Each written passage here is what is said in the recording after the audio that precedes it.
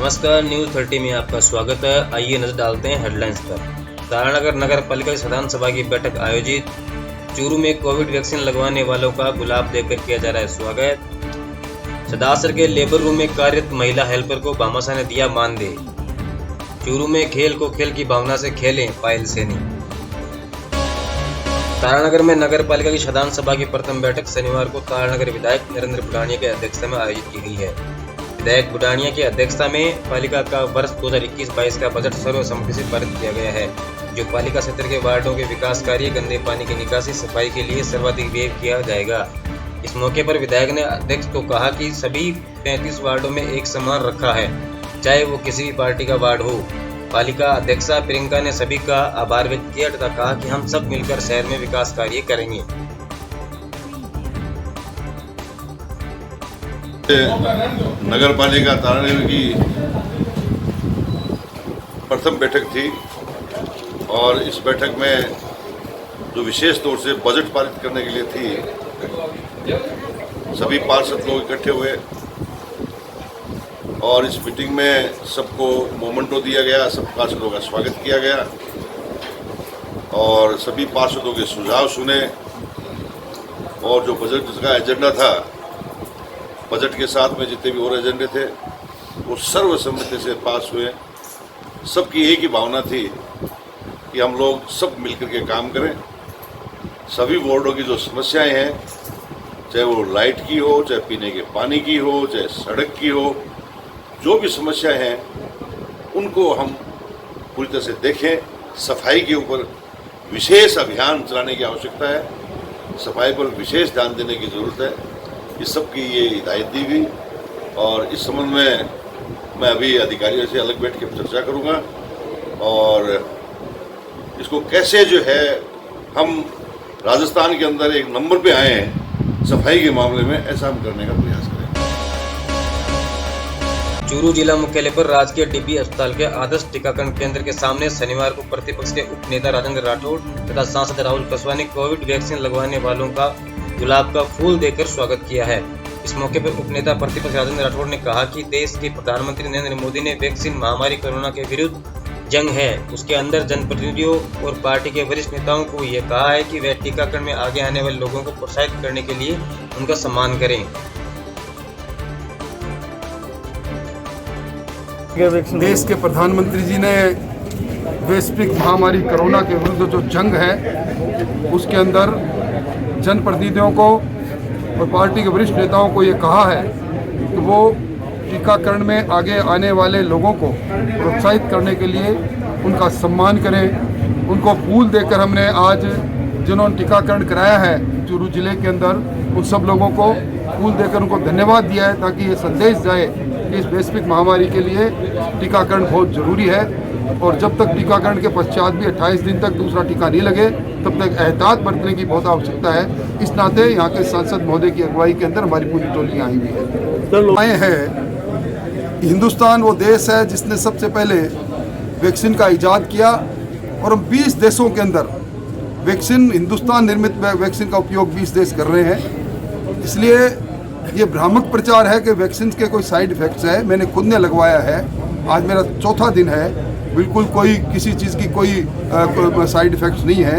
इसलिए इन सब से जागरूकता के लिए जहाँ जनप्रतिनिधियों को आगे आना पड़ेगा, वहाँ समाज के जागरूक तबके को भी लोगों को जागरूकता करवाने में अपना सहयोग देना पड़ेगा। बहुत ही बड़ी एक महामारी इस देश के दुनिया भर में आई थी और देश के प्रधानमंत्री ने फोर फ्रंट पे आके इससे लड़ाई लड़ने का फैसला किया। पहली दफ़ा हिंदुस्तान एक ऐसी पोजीशन पे आया जहां पर लोगों को देने की पोजीशन पर आए, वरना अदरवाइज़ देश हमेशा ऐसे आपदाओं के समय पे दुनिया से मदद मांगता रहा है। पर देश के प्रधानमंत्री ने एक ऐसा माहौल क्रिएट किया है जहाँ दुनिया के अंदर 20 कंट्रीज़ से ऊपर हमारी वैक्सीन को यूटिलाइज़ कर रहे हैं। 3 करोड़ से ऊपर के शॉट्स लग चुके हैं। एक भी कैजुअलिटी नाम की चीज़ नहीं है। जो अफवाहें फैला रहे हैं वो देश का अंदर हमेशा तोड़ने का काम करते हैं। वो आज अब पार्टी के सभी कार्यकर्तागण, हम सभी, मैं और राजेंद्र जी, हम सभी मिलकर हमने पूरे हमारे जिले के अंदर मंडल वाइज जहाँ पर भी सेंटर्स हैं वहाँ हम लोगों का हौसला अफजाई करने के लिए आए। देश के प्रधानमंत्री ने इसी बात का हमें ये कहा है कि आप लोगों तक जाइए, इसका विचार लोगों तक पहुँचाइए और लोगों को इसमें शामिल करने की बात कही है, क्योंकि अनेकों लोग हैं, अनेक किस्म की बात करते हैं, पर 3 करोड़ के लगभग शॉट्स इंडिया में लग चुके हैं, एक सिंगल कैजुअलिटी नहीं है। और ऐसी महामारी के अंदर कंट्री इतनी फास्ट पेस पे चलकर हम वैक्सीन का इजाद कर पाए, ये बहुत ही सराहनीय कार्य है देश के प्रधानमंत्री द्वारा किया गया और इसीलिए हम आज सब पार्टी कार्यकर्ता यहाँ पहुँचे। सरदासर में RMRS की बैठक में विधायक पंडित भंवरलाल शर्मा की प्रेरणा से समाज सेवी एवं RMRS के सदस्य शिवरतन सराफा ने लेबर रूम में कार्यरत महिला हेल्पर शर्मिला देवी को मानदेय 38,000 रुपये का भुगतान नकद किया है। इस अवसर पर अस्पताल के प्रभारी डॉक्टर राजेश गुप्ता ने इस सहयोग के लिए भामाशाह सराफा का आभार व्यक्त किया है।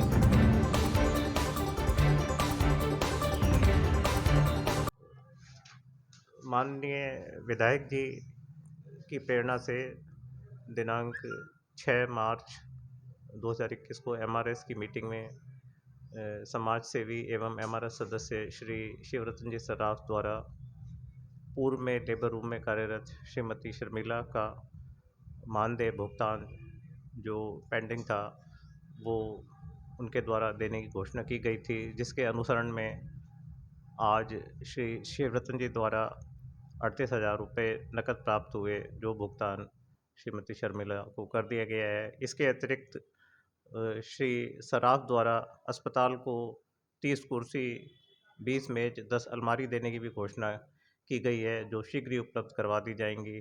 श्री सराफ ने भामाशाहों के लिए अनुकरणीय उदाहरण पेश किया। चूरू में राजकीय बागला उच्च माध्यमिक विद्यालय के लोहिया खेल मैदान में चूरू फुटबॉल क्लब द्वारा सद्भावना मैत्रीपूर्ण फुटबॉल मैच राजस्थान व हरियाणा के मध्य खेला गया, जिसका शुभारंभ सभापति पायल सैनी व समाज सेवी अलाउद्दीन खान ने किया है। सभापति पायल सैनी ने कहा कि खेल को खेल की भावना से खेलें। शहर में फुटबॉल मैच होना हमारे क्षेत्र में होना बड़ी बात है। ऐसे मैच होने से हमारे युवाओं को देश व विदेश में खेलने का मौका मिलता है। युवाओं को भी फुटबॉल जैसा खेल खेलना चाहिए, जिससे हमारे युवा अपनी पहचान बना सके। इस अवसर पर डॉक्टर मुमताज अली, माजिद खान, जमील चौहान, बहुरू का ठेकेदार आदि मौजूद रहे। संचालन डॉक्टर शमशाद अली ने किया है।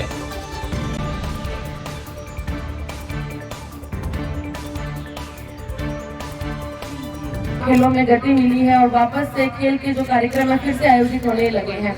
बड़ा ही हर्ष का विषय है। खेल जो है वो हमारे जीवन का सबसे महत्वपूर्ण हिस्सा होता है। बच्चों की जो पूरी की पूरी उनकी शारीरिक और बौद्धिक क्षमताएं जो होती है उनका विकास करने के लिए खेल बहुत ही ज्यादा जरूरी है। अभी लॉकडाउन के दौरान क्या हुआ है कि जो बच्चे हैं घरों के अंदर, सबके आंखों के चश्मों के नंबर बढ़ गए हैं। बैठे बैठे उन्होंने बहुत ज्यादा अपना वेट भी गेन कर लिया है, सिर्फ और सिर्फ इसीलिए क्योंकि जो एक्स्ट्रा करिकुलर एक्टिविटीज जिन्हें हम बोलते हैं, जो चाहे खेल हो, चाहे वॉकिंग करना हो, चाहे कुछ भी हो, घरों से बाहर जो आउटडोर एक्टिविटीज है वो सभी बंद हो गई है। मेरी खुद की बच्ची है जिसे अभी 3.5 नंबर का चश्मा लगा है, सिर्फ और सिर्फ इसी वजह से क्योंकि लॉकडाउन के दौरान स्कूल में जाना बंद हो गया और बच्चे जो है स्क्रीन टाइमिंग जो उनकी बहुत ज्यादा बढ़ गई है। टीवी और फोन देखने से ऑनलाइन क्लासेस हो रही है, साथ ही में चाहे फुटबॉल गेम हो, चाहे क्रिकेट हो, चाहे कोई भी गेम हो, आजकल सब लोग बच्चे मोबाइल पर खेलकर खुश हो रहे हैं। मोबाइल पर अच्छे स्पोर्ट्स भी बन जाते हैं, तो बच्चे अपने आप को सोचते हैं कि हम गेम खेल रहे हैं, लेकिन वास्तव में जब हम हमारे स्कूल्स में गेम खेलते थे तो ऐसे खेला जाता था। आज मैं इस कार्यक्रम के जो आयोजन करता है उनको बहुत बहुत बधाई देती हूँ और उम्मीद करती हूँ कि चूरू में आगे आने वाले समय में इससे भी अच्छे मैच करवाए जाएंगे। और ये जो अभी कोरोना गाइडलाइन के चलते भीड़ काफी कम रखी गई है, मैं उम्मीद करती हूँ कि जैसे ही हम कोरोना महामारी से निकल जाते हैं तब काफी सारे स्कूलों के बच्चों को बुलाकर अच्छी संख्या के अंदर भीड़ इकट्ठा करके फिर से ये मैच कराए जाएं, ताकि बच्चे इन्हें देखकर उत्साहित हो। और जो आजकल के इस डिजिटल युग के अंदर बच्चे जो फोन और टीवी के अंदर अपना समय ज्यादा व्यतीत कर रहे हैं, उनका भी मन करे घर से बाहर निकल